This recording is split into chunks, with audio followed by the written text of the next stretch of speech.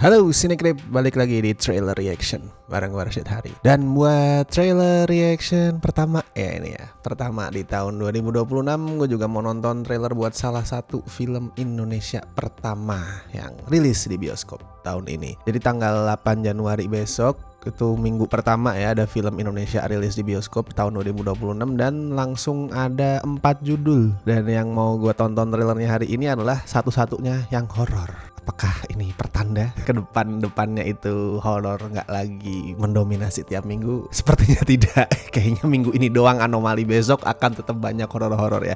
Tapi untuk minggu ini cuman ada satu horornya, yaitu yang berjudul Malam 3 Yasinan. Ini sebenarnya gue tonton karena untuk ngisi slot ya. Secara kan awal tahun tuh film yang tayang di bioskop yang ya menarik itu hitungannya masih dikit. Gue tahu ini sebenarnya trailer yang udah lumayan sering diputar di bioskop ya. Cuman kan gue kalau di bioskop tuh kalau trailer Indonesia khususnya horor tuh memilih untuk fokus ke HP aja. Bukan apa-apa, bukan karena males, tapi biar in case besok mau dibikin reaction bisa. Jadi gue nggak tonton tuh, gue pilih ngecek HP. Cuman tahu oh itu Malam 3 Yasinan, tapi gue belum ngerti trailernya, gambaran soal filmnya tuh kayak gimana. Kalau dari castnya sih lumayan banyak nama besar ya yang terlibat ya, lumayan. Ada Im Wong, Piet Pagau, terus Wulan Guritno juga ya yang main bareng anaknya Shalom, dan dia juga jadi salah satu produser di sini. Even yang belum lama kemarin viral Hamis Daud juga ada di sini loh.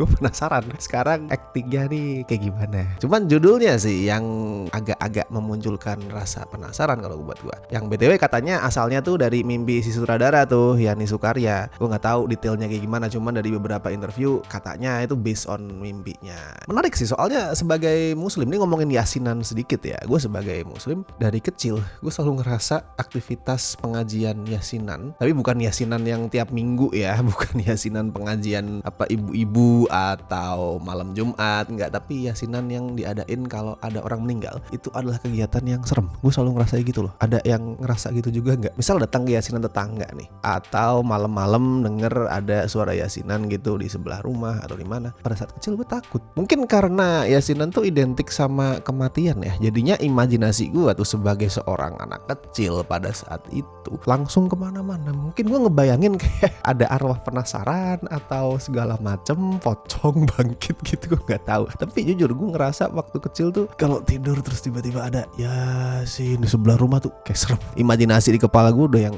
nggak jelas. Oke, tapi itu urusan yasinan. Urusan filmnya coba ya gue tonton dulu trailer untuk Malam 3 Yasinan. Nggak tahu kenapa Malam 3 yang diambil, nggak Malam 1, Malam 2, Malam 7, nggak tahu. Tapi mungkin akan ada jawabannya di trailer. Let's see.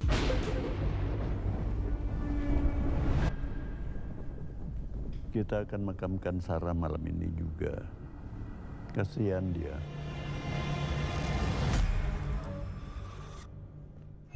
Sarah udah nggak ada. Dan apa yang terjadi sama Sarah nggak akan ada orang yang tahu.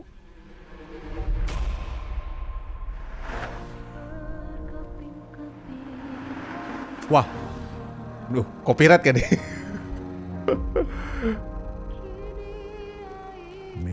Wah, bahaya juga nih.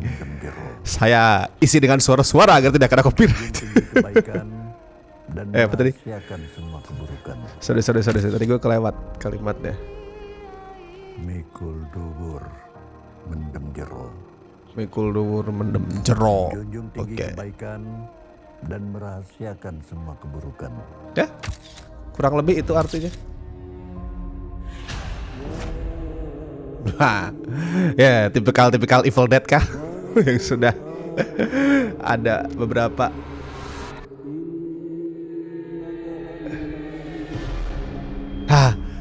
Sorry. Itu yang sering gue bayangin. Jadi kayak ada suara bergema gitu kan, ya sih, terus tiba-tiba gue membayangkan jenazahnya begini Yasin itu kenapa gitu bangkit atau something kayak gitu. Betul. Kurang lebih seperti itu. Maafin aku ya. Semua akan baik-baik aja. Tolongin Sarah kali ini aja, Mbak. Mbak Im tuh underrated loh sebagai aktor loh sebenarnya. I like him.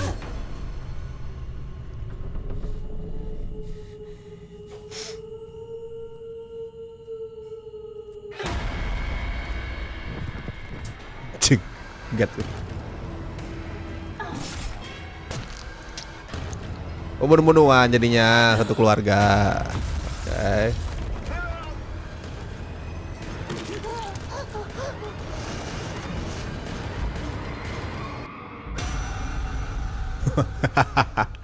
Kacau gini ya. Not kacau in a bad way ya, tapi kayak oh ada lagi.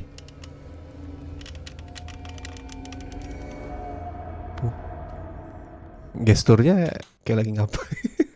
Kita ngomongin trailernya. Jujur gue suka gimana paruh pertama trailernya itu didesain. This is a well made trailer. Trailer. Gue ngomongin filmnya. Trailernya itu didesain dengan cukup oke lah. Karena dia nggak langsung nampilin setan dari awal dengan berisik, tapi dibangun dulu misterinya, rasa penasaran penontonnya tentang kematian si siapa tadi, Sarah ya, yang kayaknya tuh penuh rahasia yang disembunyiin sama keluarga dia. Kalau dengerin beberapa kalimat di part awalnya ya. Terus ada beberapa gaya found footage juga tadi di awal yang kayaknya jadi kesukaan PH-nya. Campuran sih biasanya, hybrid antara found footage sama konvensional horror gitu, which is fine buat gua. Dan kalau dipakai dengan benar gaya found footage, nggak harus semua filmnya itu found footage ya, tapi kalau ada selipan found footage yang digarap dengan baik itu bisa munculin atmosfer yang kuat sebenarnya. Tapi yang paling nyantol di telinga gua sih itu tadi yang sempat mengkhawatirkan kalau kena copyright, yaitu pemakaian lagu Layu Sebelum Berkembang. Tuh gue suka pemakaian lagu itu. Di luar concern ini nanti kena copyright apa enggak gue nggak tahu. Tapi pada saat tadi denger, oh oke, nuansa jadul-jadul yang emang jadi salah satu tren di perfilman horor Indonesia. That's a good song. Itu lagu yang emang lumayan creepy sebenarnya kalau misalkan didengar lagi. Teman-teman yang agak muda tahu lagunya. Kalau yang udah senior sih gue yakin tahu ya. Harusnya tahu sih. Itu BTW lagu aslinya dibawain sama Tetika di era 80-an. Tapi yang lebih populer di kuping orang mungkin versinya itu ya, Ruth Sahanaya tahun 2000-an sih. Cuman gue nggak tahu yang tadi dipakai itu di trailernya versi yang mana, atau bahkan mungkin versi cover yang sama sekali baru, gue nggak tahu karena kan cuma nongol sekilas dan dipakein efek-efek jadul ya biar makin serem gitu. Cuman itu pemakaian lagu yang cocok lah. Orang mungkin banyak yang ngomong, wah pemakaian lagu-lagu jadul di film horor tuh udah kayak usang dan apa. Well, nggak salah, tapi gue personal adalah orang yang suka sama pemakaian lagu-lagu seperti itu, just because lagu-lagunya yang dipakai emang bagus itu sebenarnya. Sama kayak dulu di Hollywood ada tren bikin trailer itu pakai versi slow dari lagu-lagu klasik, lagu-lagu rock. Itu kan orang makin ke belakang makin banyak yang komplain kayak masa itu terus yang dilakuin. Gue suka tren itu, tren yang menarik buat gue. Oke, di luar lagunya ya. Cuman ada tadi kalimat di trailer yang menarik perhatian gue. Tadi sempat gue ulang ya pada saat nonton trailernya. Itu diucapin sama karakternya Piet Pagau, mikul dhuwur mendem jero. Gue nggak tahu apakah nanti keseluruhan filmnya juga pakai logat-logat Jawa. Saya tidak tahu. Kalaupun iya, semoga logat Jawanya tidak ngaco ya. Cuman kalau di trailer tadi sih nggak banyak yang diomongin dalam bahasa Jawa. Thank God. Cuman part tadi aja. Mikul dhuwur mendem jero. Itu pepatah Jawa. Buat yang belum tahu ya. Artinya adalah ya tadi yang diucapin sama karakternya, menjunjung tinggi kebaikan, merahasiakan keburukan. Mikul dhuwur tuh tinggi. Jadi sesuatu hal yang baik itu ditinggikan. Mendem jero itu, mendem tuh mengubur, jero tuh dalam, sesuatu yang buruk itu dikubur dalam-dalam, disembunyikan, dirahasiakan. Ya kayak kebanyakan pepatah-pepatah falsafah Jawa, esensinya itu bagus.